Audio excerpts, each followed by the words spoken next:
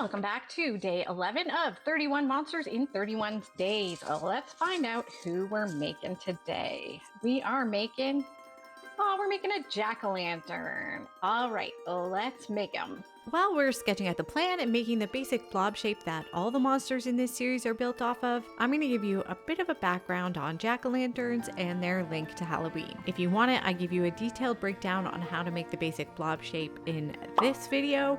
I also give you 3 whole methods on how to make a paper mache pumpkin in this video. Both are linked in the description.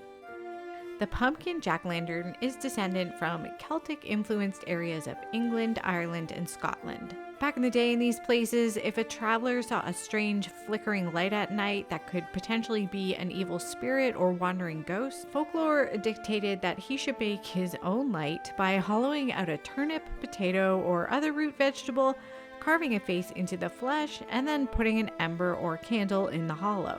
This would keep any evil spirits associated with random lights from following him into his home. When Irish and Scottish immigrants came to North America in the 19th century, they found the American pumpkin to be a suitable canvas for their traditional vegetable carvings. The pumpkins were larger, softer, and already hollow. In the US and Canada, the carved pumpkin was associated with the harvest season in general until the late 1800s, when it became more closely tied to All Hallows Eve. Here's a dry pumpkin. I just incorporated the stem into the blob shape. It's got 4 layers of paper mache on it. If you want to know how I do my paper mache, I've got a video that tells you my paste recipe, the paper I like, all that good stuff. It's linked in the description. I'm going to put some teeth on this gourd, so we need to sculpt those next.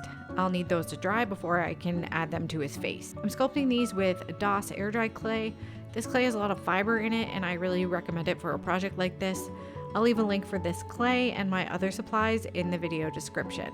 I'm sculpting these teeth to look like slightly pointier pumpkin seeds. Here the teeth are dry. I'm going to continue on with this pumpkin seed idea and paint them in a pumpkin seed color. While that paint dries, I'm also going to paint the area of his mouth out in black. We're going to give him a nice big menacing grin. I'm going to use some of this yellow construction paper to make some gums.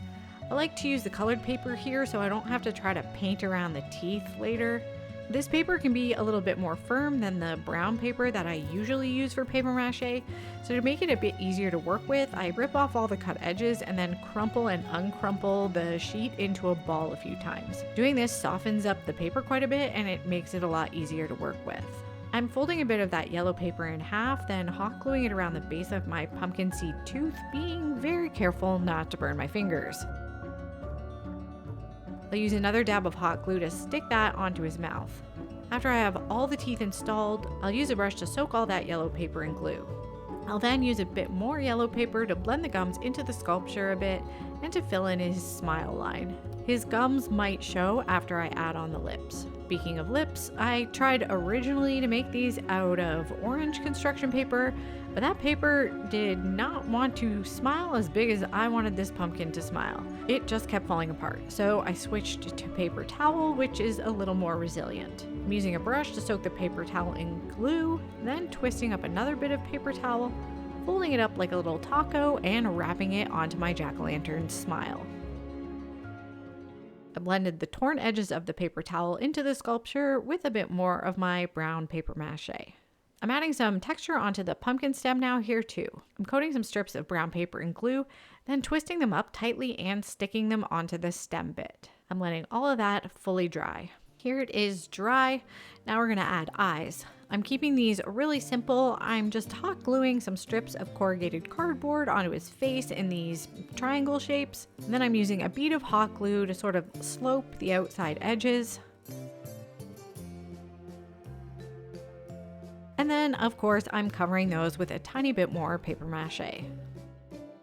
I've let that dry, and now I'm mixing up a matte black base coat. This is just some black acrylic paint with a little bit of cornstarch and water added. The cornstarch gives the paint a little bit more tooth so that the next layer has something to grab onto. It also makes the paint really matte, which I like. I base coat everything but his mouth in black, and then I'm sponging on some gesso that I've tinted with orange. It's really hard to find a nice opaque orange, so I've got to do this first to be able to build up the color over the black. I'm putting it on with a sponge because I'm just really like painting everything with a sponge lately.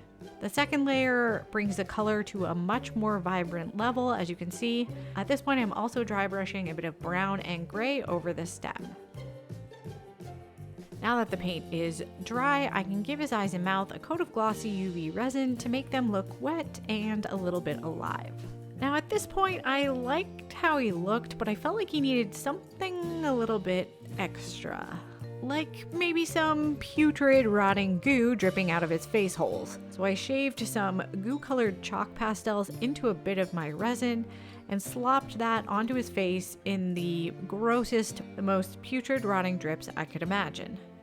After I cured the resin, as a final finishing touch, I glued a bit of black felt onto the bottom. And here's our finished, disgusting, rotted jack-o'-lantern. Is the goo too much? Let me know in the comments. Please hit the like button if you think I did a good job. Since I'm a smaller channel, anytime you like or comment, it really helps me out because it tells YouTube this video is worth watching. Make sure you're subscribed so you don't miss tomorrow's video. I'm making a monster a day all month long. Subscribe to my Patreon if you want to watch ad-free and sometimes early. And again, thanks so much for watching, and I'll see you tomorrow.